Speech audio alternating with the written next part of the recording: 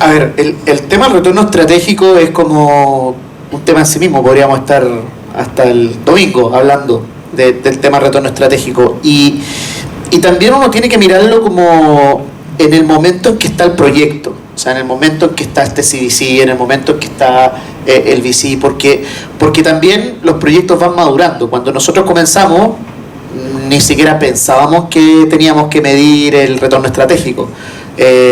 Ni siquiera estábamos pensando en si íbamos a medir el retorno financiero. O sea, había una promesa de que esto podía volver, pero no existía un número comprometido. Al poco tiempo andar, empezamos a ponerle números, porque el corporativo te dice, oye, están buenas las startups, pero ¿qué estamos haciendo con ellos? Y una de las primeras cosas que nos ocurrió es que nosotros estábamos tan en early stage, o sea, apoyábamos desde ideas o prototipos, que esas startups no estaban listas para después trabajar con el corporativo, porque es un animal gigante que si tú ponías una startup que no está preparada para trabajar con un corporativo que, aunque no nos lo quiera decir, te va a pagar 3 meses después, porque los procesos internos son los procesos internos, y tú los puedes acelerar, pero no los vayas a llevar a 30 días muy fácil. Eso cuando empiezan a trabajar. Sí. Hasta que no dan un contrato o algo. Pueden pasar meses, o sea, y seguramente pasa con Arcor, pasa con Sancor, y ciertamente pasa con Telefónica. Independiente que nosotros estemos ahí, tengamos procesos que aceleran eso y todo, pero ocurre. Nosotros empezamos a medir el retorno estratégico el año 2016 más o menos, en las primeras colaboraciones que tuvimos. Hoy día es un must, o sea, tenemos que medirlo. Ahora, el cómo lo mide, ¿cierto? Hicimos un intento para medirlo. Cuando tú tienes un joint venture que te genera revenue es fácil, porque tú dices, bueno, esta startup me está generando tanto ingreso extra, lo pongo en la línea financiera y listo. Cuando es eficiencia, muy difícil. Y de hecho uno de los principales retos, ustedes que van a empezar en eso, es que a veces el proceso de medirlo es más caro que el piloto que estáis pagando, o es más caro que el ahorro potencial que te puede generar. Porque además tú necesitas medirlo de manera neutral. O sea, si el área de innovación dice que el proyecto de innovación, bueno, eso cómo lo imputas financieramente. Nosotros incluso en algunos casos hacemos una medición externa con un auditor, pero claro, al final termináis pagando más el auditor, que te demuestra que ahorraste un X% que el ahorro que tuviste. Entonces, medir ahorro es muy difícil, y por lo tanto nosotros lo que hacemos es más o menos contabilizar el volumen de contratos que tenemos y el monto de contratos que tenemos con startups que están más en uso interno. Y hacia afuera, si lo medimos, nos pusimos la meta el 2020 de llegar a 1.000 millones de nuevos ingresos con startups, y llegamos a fines del año pasado a los 1.000 millones acumulados en el tiempo, desde que lo medimos, que es 2016. O sea, las startups de Guaira le han generado al grupo 1.000 millones. Y uno dice, wow, súper grande el número, pero Telefónica factura 30.000, 40.000 millones al año. Entonces sigue siendo muy, muy pequeñito. Yo creo que el reto es que no solo es medirlo, sino que sea relevante. Entonces, una vez que tú lo mides, después tienes que pensar que es relevante. Y hemos pasado por épocas. Al principio ha habido momentos donde es súper relevante el fit estratégico, y yo te diría que, por ejemplo, entre 2018 y 2020 era como, no invertimos si no hay un fit estratégico claro. Y hoy día hemos sido más flexibles, hemos aprendido que a veces hay muy buenas oportunidades en las que el fit estratégico no está tan claro cuando estáis haciendo la evaluación de la oportunidad, pero es una buena oportunidad porque es un súper buen equipo, una buena tecnología, e invertimos igual. Y si tú lo miras entre portafolios, seguramente tenemos un 60-70 hoy día financiero, 40-30 estratégico, pero ha evolucionado en el tiempo, depende de las necesidades de la compañía, el momento que estamos viviendo, etcétera. Y lo último es que al final el juego del retorno estratégico también es un Pareto. O sea, hay de nuestro portafolio, no sé, hoy día en ISPAM tenemos 100 startups, hay 10 que nos hacen el número en retorno estratégico, y las otras son tickets chiquititos que eventualmente van a crecer, pero a veces no crecen. Entonces hay 5 startups, 10 startups que hacen el número. Entonces también es un juego de volumen. Volviendo al tema de dinero, ¿cómo fue, y ahí le voy a hacer una pregunta distinta a cada uno, cómo vos peleas por tu presupuesto como Guaira con Telefónica? Es una pelea perdida. Acepto lo que nos dan. No. Tiene que ver con... Es que, ¿sabes que Telefónica Guaira está viviendo un proceso interno bien interesante que quizás no es tan conocido? Nosotros el año 2020 hicimos un cambio en cómo nos planteamos frente a la compañía, porque hasta el 2019 éramos un centro de costo y hoy día hay un porcentaje de nuestra operación que tiene que ser cubierta por nosotros mismos, ¿ya? ¿Por qué? Porque Telefónica no podía estar poniendo plata todos los años para mantener un equipo de 150 personas a nivel global. Hoy día somos la mitad. Y hay un porcentaje de eso que lo financia Telefónica contra un resultado de retorno estratégico y de retorno financiero, y hay otro porcentaje que lo financiamos nosotros, y lo financiamos de tres maneras. La primera es que hoy día la operadora, o sea el corporativo, le paga a Guaira un fee por un servicio de innovación que tiene una promesa de retorno estratégico a ese operador. Entonces, Telefónica España le paga a Guaira, Telefónica en UK le paga a Guaira, Telefónica en Latinoamérica le paga a Guaira. Y eso alineó mucho los incentivos, porque al final del día esa es una factura que entra cuando nosotros cumplimos los KPI de retorno estratégico. Entonces, a Colombia le tiene que generar tanto en ahorro y tanto en ingreso. Si genera eso, se paga la factura. Y es un modelo que permitió alinear mucho más los objetivos y nos permitió enfocarnos mucho más en creación de valor hacia el corporativo. Y la segunda forma de generar ingresos es que nos abrimos al ecosistema a apoyar a otros corporativos a crear sus programas de innovación y a crear sus fondos. Y el tercero, que viene por las ventas de las participaciones que tenemos en el portafolio. Entonces, hoy día, y a partir del 2020, y tenemos el objetivo de aquí a 2 años ser 90% autosostenible para proyectarnos en el tiempo. Y esto es algo de lo que no se habla mucho, porque las organizaciones van cambiando sus prioridades. Y una unidad como Guaira, que al principio era súper mega wow, en el tiempo tiene que ser capaz de demostrar que le crea valor de largo plazo a la organización. Yo he visto muchas iniciativas de innovación que nacen con mucha fanfarria y a los 3 años se cierran. Y yo creo que una cosa que aprendimos de una manera pragmática, y hemos vivido varias crisis internas donde hemos tenido reducciones de equipos, etcétera, es que nunca hemos dejado de mirar a la corporación como un partner estratégico al cual le tenemos que agregar valor todos los días. Si tú pierdes eso, seguramente en algún punto va a dejar de ser necesario y eventualmente puedes desaparecer como organización dentro de un corporativo. Buenísimo. Kamai, ¿cómo peleó la alocación de Coca-Cola, de Arcor, de Bimbo? No sé, una pelea homérica puede ser. A ver, este proceso empezó, yo ni siquiera estaba, yo en ese momento estaba saliendo del mundo corporativo, armando mi startup en 2018. Gaby Ruggeri y Tony Peña, que son los fundadores de Overboost y de Kamai Ventures, arrancaron charlas con Coca-Cola, que los vino a buscar. Coca-Cola estaba buscando en Latinoamérica hacer algo para invertir, innovación y no sé qué. Te diría que en Argentina también estaban viendo un poco cómo hacer algo con sus pesos. En ese momento no se podían sacar pesos de resultado, entonces, hagamos algo interesante más allá de comprar ladrillo. Las charlas fueron avanzando, nosotros le dijimos, mira, nosotros si lo hacemos vamos a hacer así, no vamos a hacer o sea, lo vamos a ayudar, pero no vamos a hacer un CVC adentro de Coca-Cola, que porque tiene algunas desventajas en términos de tiempos, en términos de un comité de inversión que te puede costar sudor y sangre, ni simplemente juntarlo. Entonces, tiene algunas cosas que la idea del mundo VC es que pueda tener la velocidad que tiene que tener, la velocidad que tiene la innovación y no la velocidad del corporativo, que siempre es un tema, que me imagino que para ustedes algunas veces no es simple. Y le dijimos, y además lo queremos hacer con por lo menos otro socio, ¿sí? Para que no haya un solo foco, porque si no, es como una compañía lo toma como es el chiche, ¿viste? Del lado digo, más complicado, ¿no? Entonces, al tener 2 corporaciones adentro, ahí empezamos a hablar con Arcor.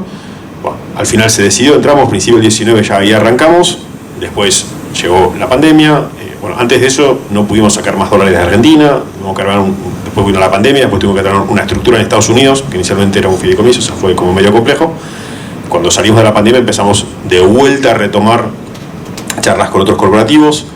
Vino Bimbo interesado porque estaba Arcor, y después tanto DFC como IDB los habíamos hablado mucho tiempo antes, pero necesitamos que el fondo tuviera cierta talla, y después DFC fueron charlas y charlas y charlas hasta que bueno, los convencimos. Ellos tenían como objetivo empezar a invertir en 2-3 fondos chicos en Latinoamérica, cosa que no estaban acostumbrados a hacer, y las charlas fueron como 6-8 meses. Fuimos el primer fondo latinoamericano de Venture Capital donde invirtió DFC, Bueno, y después no les cuento lo que fue el proceso de closing, que duró como 18 meses, pero bueno, eso tiene que ver con eso. Entonces, a veces armarlo y armar estructuras con varios corporativos no es simple, pero no tenemos miedo porque en segunda mitad de año probablemente vamos a empezar a arrancar un segundo fondo, lo cual nos gustó y no nos dio miedo. Es complejo, pero vamos ahí porque creemos que le aporta muchísimo a las corporaciones y probablemente es ese paso intermedio entre tener tu propio CVC y armarlo todo y es ir aprendiendo al hacer. O sea, estás trabajando con gente que es profesional y te va a enseñar un montón de cosas hacia adentro de tu corporación que después decidirás o seguir trabajando con nosotros o el segundo fondo que armes, armarás un fondo solo, no importa, pero creo que es también ir aprendiendo, pues si no, algunas veces el gap, y yo lo escuché a los chicos decir, o sea, tienen que seguir aprendiendo, porque es como todo, o sea, es una profesión, así que cuando no la tenés que reaprender muchas cosas, entonces algunas veces por ahí aprender haciendo está bueno, es lo que a nosotros nos gusta. María Eugenia, ¿cómo eliges Sancor? ¿Cómo de ir? Pues tienen, 2 y 3 programas de Corporate Venture. ¿Cómo deciden cuánto dar las CITES? ¿Cuánto deciden cuánto dar a Sancor Ventures? No, eso es o sea, de alguna forma, si se quiere una negociación, pero es una definición estratégica al momento de armar cada fondo y cada instrumento que tiene el fondo. O sea, dicho, nosotros particularmente tenemos un fideicomiso, nosotros no invertimos desde el balance, sino que tenemos un fideicomiso, así se definió al momento de definir la estructuración del fondo y la tesis, se definió que nosotros, o sea, que vamos a trabajar tenemos un fideicomiso, tenemos los fondos ya comprometidos, es un fideicomiso, si bien es un fideicomiso abierto, hoy los principales fiduciantes son empresas del grupo. Dato simpático y dato de, gente internacional viniendo a hablar en Paraguay parece todavía muy lejano, pero quiero contarles una historia de 2 inversionistas nuestros que son una de las empresas más grandes de distribución de consumo masivo y otra que es productora de productos de consumo masivo y que tenían un problema que el 5% de su venta anual no podían hacerlas por un problema. Trataron años y años, invirtieron y no pudieron solucionar ese problema, y nosotros hoy en día mostró Seba el paso de cómo hacer Corporate Venture, y hoy en día ya estamos en la tercera parte que ya estamos diseñando el piloto para traer un equipo de MIT de Colombia para solucionar ese problema que le salía 5 millones de dólares al año de facturación. O sea, esto no es ciencia de laboratorio, esto no es lejano, esto no es algo que necesitamos un equipo o ser una empresa que factura 40 mil millones de dólares al año, sino que se puede comenzar de manera pequeña. O sea, es contando problemáticas a gente que está todo el día buscando problemas con soluciones y startups que están dispuestas a solucionarlas y conectarlas, ¿verdad? Hoy en día tenemos también ya la red de inversión Ángel que está conectada, allá le tenemos al presidente de la directora, que están conectados ya a la red más grande de toda Latinoamérica, que están buscando corporativos y jefes de empresas que están tratando de hacer esto. Entonces es contarles, animarles a esto no es rocket science, esto no es algo ajeno, lejano, sino que ya se está viviendo en Paraguay, que es animarse, ¿verdad? Y si es que tienen que dejarle un mensaje al público, y no vamos a decir los do's que ya dijo Gloria, ya pronto vamos a preguntarle los don'ts. ¿Cuál fue un horror propio o ajeno, no hace falta decir, que vieron en alguien, en algún CEC que se podrían ahorrar la gente del público? Yo sé que están con sus filtros internos de confidencialidad, el cómo decir que fui yo pero no fui yo. No, yo te puedo decir, a ver, qué cosas, y hemos llegado a perder algunas oportunidades de inversión interesantes por temas de lentitud corporativa, porque los corporativos en su momento no entendían, y creo que, a ver, lo que hemos visto en el tiempo han ido aprendiendo, pero nos llevó 3 años. Tradicionalmente un corporativo, cuando le decís inversión en otra empresa, básicamente es M&A, me voy a comprar un trozo grande o bastante grande de una empresa que me va a ayudar a mejorar mi negocio, o es una nueva línea de negocios, o whatever. ¿Okay? Es el clásico y está muy bien que sea así. La inversión en VC es otra cosa. Cuando invertís, para empezar, invertís te vas a llevar entre 2 y 10% de la compañía. O sea, no tenés opción a nada, no podés decir nada, o sea, no tenés control, ¿sí? Invertís por otra cosa, ¿sí? Y eso les costó mucho entenderlo. Yo creo que el error que hicimos por ahí, que es algo que lo entendimos y ahora hicimos un producto para eso, que es primero tener algunas capacitaciones muy precisas, muy claras sobre qué es invertir en venture capital. ¿sí? Sea de donde quieras. Es otra cosa, no es invertir en M&A. Y creo que si nosotros hubiéramos tenido ese programa y lo hubiéramos hecho antes con los que fueron siendo los miembros de nuestro comité de inversión, probablemente en varias inversiones podríamos haber ido más rápido. ¿Sí? Creo que es una de las cosas que fuimos aprendiendo en el tiempo. O sea, hay muchas cosas que vamos aprendiendo. Si me decís el don't, yo no sé si hay don't, porque creo que hay que aprender haciendo y el mundo del VC es un mundo donde, dicho mal y pronto, te la pegás bastante seguido. O sea, en general 30% se te van al cero, 30% salís más o menos hecho y con el otro 30% más o menos haces el retorno. Es muy esquemático, pero es un poco así como funciona la industria. Entonces es una industria en la que hay que probar. Las startups prueban todo el mundo, prueban todo el tiempo. O sea, nosotros invertimos en una startup y después te pivotean. Y tenemos una startup, por ejemplo, que estaba buenísima, pivoteó y ahora les está yendo bien, pero es algo que nosotros no les podemos ayudar porque se cambiaron de sector. Entonces, todo ese tipo de cosas pasan, ¿no? Entonces, creo que ahí no hay don'ts, hay que entender que es un mundo constantemente de prueba y error, donde no existe la palabra fracaso, ¿sí? Existe la palabra aprendizaje. Entonces, te la pones, no importa, seguís. Vas a otra, no todo puede salir bien, y eso algunas veces es también complejo de explicárselo a un corporativo, en el que cuando algo va mal es como, wow, me fue súper mal. No te fue mal, o sea, era una empresa chiquita, o sea, ese tipo de aprendizaje yo creo que es lo que hay que dar, y lo que te diría es, arranquen de la manera que más les sirva. Arranquen haciendo capacitaciones, haciendo client venturing. A mí me gusta mucho, o sea, venture clienting o client venturing, depende de cómo le quieras decir, que es empezar a encontrar rápido soluciones a problemas que tenés, reales, cortitos, ¿sí? Tac. Y empezar a interactuar con startups. Pruebas de concepto, no es firmar un contrato a 10 años para... No, es una prueba de concepto, che, esto me puede servir o no.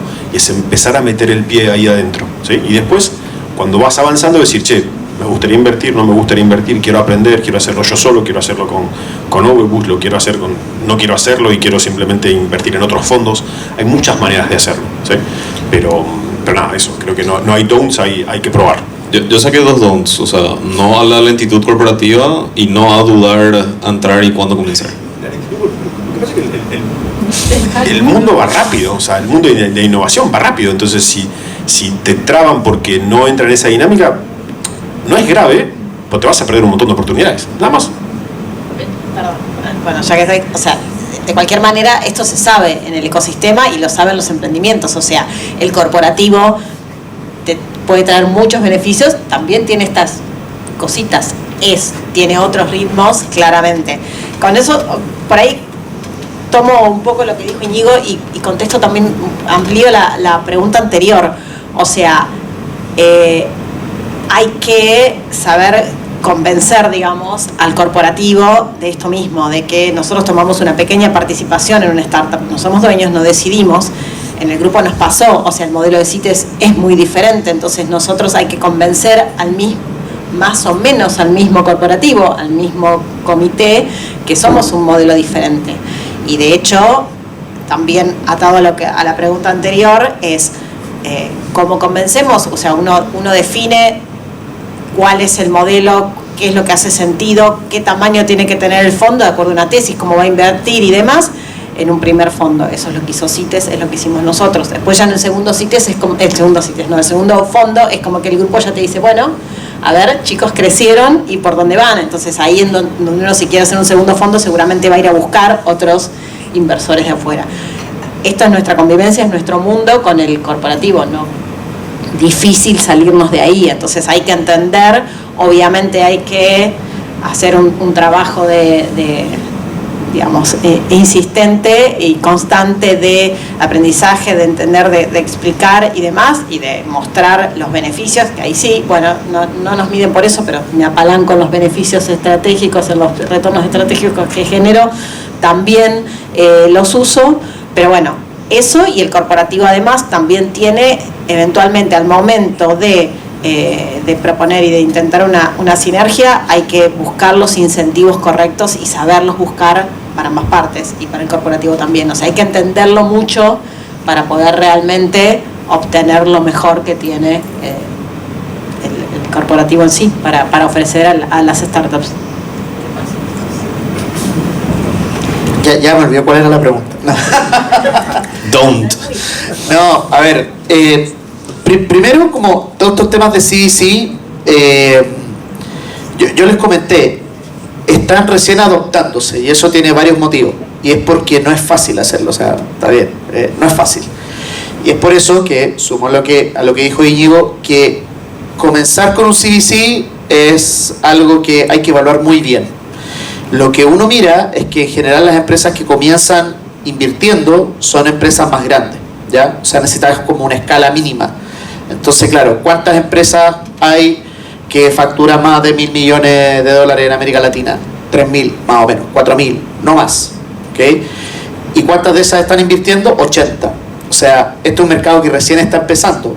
Yo les decía, en Estados Unidos son el 80% de las empresas, de las 500 empresas más grandes, tienen su CVC, el 90%, o casi todas. Y si uno lo lleva a Venture Client, seguramente todas hacen cosas con startup. Entonces, hay un primer reto que tiene que ver con la escala, y hay un segundo reto que yo le llamo como el capacity building, que es muy difícil encontrar personas que entiendan de qué va el CVC, porque tú necesitas en una misma persona o en un mismo equipo encontrar a alguien que sepa del mundo VC, del mundo startup, porque tenéis que poder conectar ambas cosas, o sea, tenéis que poder hablar con un emprendedor en su mismo idioma, tenéis que saber de VC, o sea, puede venir el mundo emprendedor pero no entender tanto de VC, entonces hay que saber algo de VC.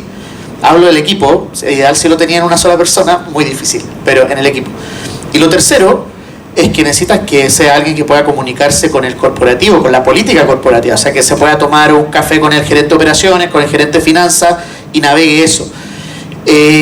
Y muchas veces las empresas comienzan sus procesos, lanzan sus CVC, pero no tienen resuelto como el tema de el capacity building del equipo y el capacity building de las áreas de negocio, o sea, que no tienen en el fondo herramientas para poder ser un interlocutor válido para una startup. Entonces, claro, yo, Guaira, me siento, me tomo un café, me tomo una cerveza con el emprendedor, pero lo lleváis al gerente de compra y el tipo lo mata. Entonces, tienes que trabajar mucho hacia adentro, un poco lo que tú decías de la capacitación, de que el corporativo entienda cómo se trabaja con startup, que es distinto, que es pilotear y no va a procurement, sino que es un piloto. El piloto no necesariamente pasa por la mesa de compra. Bueno, entonces hay mucho en capacity building. Entonces hay un tema primero de awareness, que es entender de qué va esto. Hay un segundo en capacity building.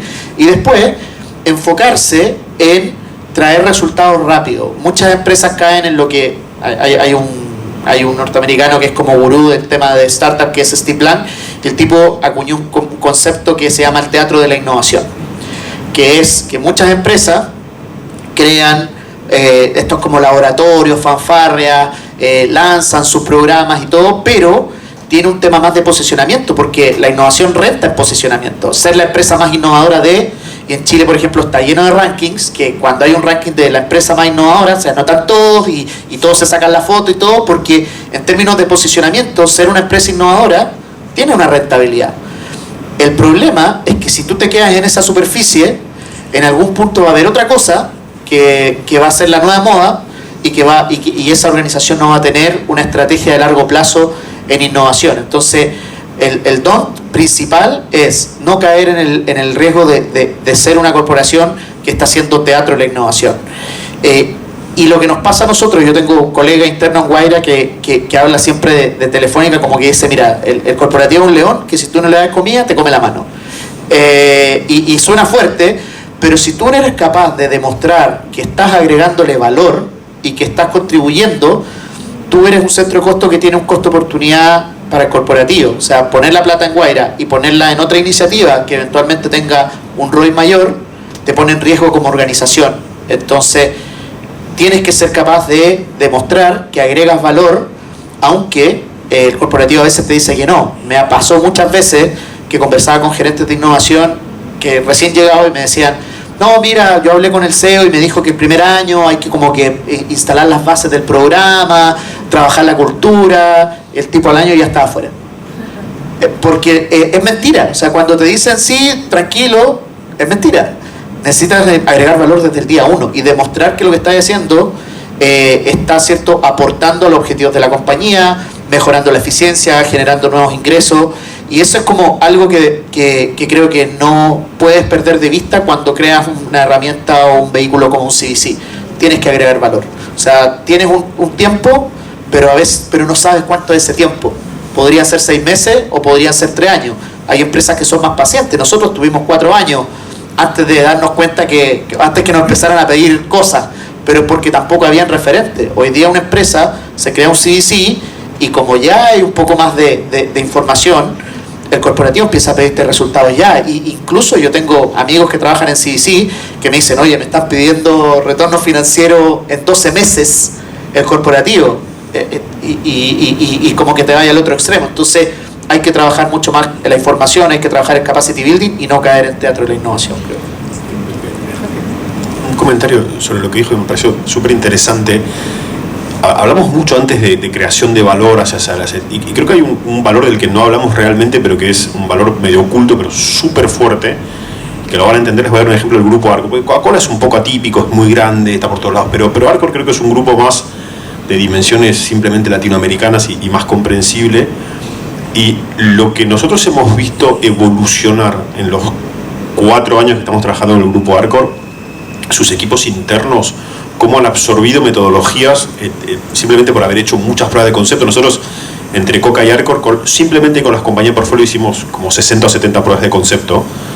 Claro, observan a esos chicos que como dicen en Argentina, con Pancho y Coca, hacen algo que funciona. Cuando ellos piensan, si yo tuviera que hacer esto, necesito 25 personas en el equipo, y de pronto te llegan 3 pibes que así en gin, todo mal, y entonces dice, ¿cómo hacen estos chicos? Ese valor de entender es muy fuerte, porque está empezando a generar, nosotros vemos en el grupo Arcor, cambios de metodologías internos. Nos están pidiendo, me ayudan esta metodología, metodología ágil, cosas que por ahí no eran tan claras. Entonces eso es como un punto súper importante, y hasta tal punto que ahora, si bien nosotros tenemos un programa de Venture Clienting, los del grupo Arcor no pasan por el programa, nos llaman, nos dicen, tengo este problema, ¿me encontrás unas startups para resolver esto? Sí, dale. Entonces, ese valor es gigante y muchas veces es difícil de medir, y tenés que llegar a eso, es lo que dice Sebas, tenés que llegar a eso, y para eso, claramente, es como cualquier laburo, o necesitas o poner gente que lo sabe, o le das un tiempo a la gente que está arrancando para que se haga súper experta en ese tema, que es un tema diferente. O sea, yo mismo cuando arranqué en esto sabía mucho menos de VC y me fui formando. O sea, no es que no es... Sí, no, obvio, les encanta. Perdón. Te cobro después. Así que contraten startups, involúcrense, no duden, pregúntenle a cada gente que está haciendo esto hace años, y muchísimas gracias por estar acá. Fuerte aplauso.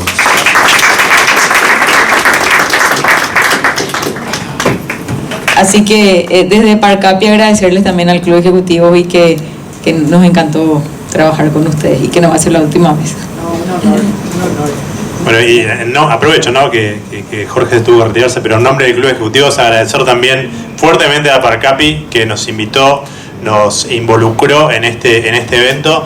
Y bueno, este es un primer paso, ¿no?, de parte del club, involucrándose en estos temas que son estratégicos y son claves para el desarrollo de los ejecutivos y ejecutivas del país, ¿sí? Así que mucho agradecimiento a la Parcapi, y el compromiso por parte del Club Ejecutivo es continuar dando estos pasos, continuar acompañando y continuar evangelizando en estos temas a todos los socios del Club Ejecutivo. Quiero decirle una cosa, hablamos mucho de qué estaba pasando en Latinoamérica, ejemplos concretos, tuvimos acá a fondos y compañías, y nos contaban qué está pasando en Latinoamérica. Desde la Parcapi, es una asociación pequeña que está creciendo muy rápidamente, que tenemos socios que ya están haciendo cosas acá en Paraguay, empezando por Cybersons, que tiene 8 inversiones en startups paraguayas. iThink, tenemos 16 inversiones, nosotros invertimos en toda Latinoamérica, de las cuales 2 compañías son paraguayas. También tenemos la red de ángeles de inversores, ahí está Vale, que es la directora ejecutiva, se está relanzando, les va a contar un poquito más después en las mesas temáticas. Y bueno, Luciano nos estuvo contando sobre el LAN Accelerator, la primera aceleradora, y también fondos invirtiendo desde Paraguay y acelerando desde Paraguay para toda Latinoamérica, que empezó hace poco, pero creciendo rapidísimo. Así que hay actores con los que trabajar, poder seguir coordinando y colaborando. Bueno, y esto es un ecosistema joven en Latinoamérica, joven en Paraguay, pero creciendo muy rápidamente, así que estamos felices de poder hacer esto con el club. Bueno, esto no termina acá, queremos contarle que se viene. Contale. No, tenemos ahora el lunch con unas mesas temáticas, así que están todos invitados a participar. Aprovechen, tenemos expertos en cada tema, en cada mesa, así que hagan todas las preguntas que ustedes crean necesarias, sáquense todas las dudas y sigamos construyendo este networking que es clave para seguir evolucionando como empresas. Hay 5 mesas temáticas. Una que se va sobre Retail Tech, de todo lo que es la tecnología aplicada a retail. La otra relacionada a InsurTech y FinTech, tecnología aplicada al área de seguros, también al área de finanzas. La otra es inversión en startups, donde vamos a estar nosotros con Cyberson, con iThink, con la red de ángeles inversores. Y la otra es corporaciones y startups, que va a estar Wrap, Carol Usardi, ahí contándoles cómo empezar a trabajar, y también Start2. Así que bueno, muchas gracias a todos. Nos vemos arriba para el brunch. Gracias. Y antes que se vayan, ya les quiero enviar el Save the Date y que se reserven la agenda. Para la tercera semana de junio estamos organizando el Paraguay Tech Week, va a ser el mayor evento de tecnología de Paraguay. Así que reserven sus agendas y quédense listos porque se viene un gran evento. Así que muchísimas gracias por venir y nos vemos en junio.